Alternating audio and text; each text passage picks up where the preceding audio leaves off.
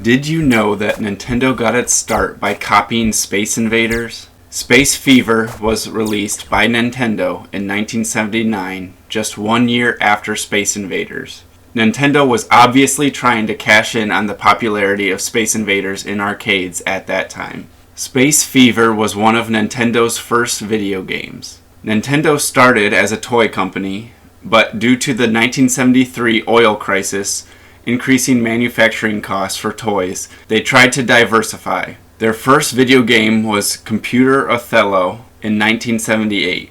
Space Fever came soon after. There is a slight change in graphics, along with a few different alien row movements.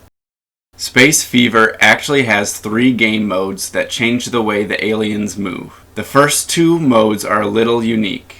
The third game mode is identical to Space Invaders. Let's take a look at the similarities between Space Invaders and Space Fever. They have the same rows of aliens descending, bunkers at the bottom, blocking alien shots. There is the spaceship that you control at the bottom, and even copied the UFO that flies across the screen that will give you bonus points if you hit it. Even more technical similarities between Space Invaders and Space Fever is that as the aliens are defeated, they increase in speed and move faster toward your ship. Nintendo released a special edition to Space Fever later in 1979 called SF HiSplitter. This game changed things up a bit more than Space Fever, but it would still be considered a Space Invaders clone. The aliens were wider and would split into 2. That, along with the change in graphics, is about the only differences among the games.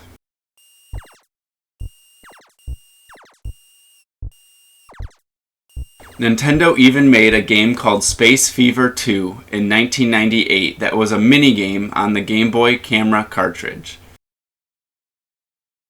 It did not copy much besides being a vertical spaceship shooter, but it's still interesting that they would bring up this IP almost 20 years later when Space Fever basically copied another game.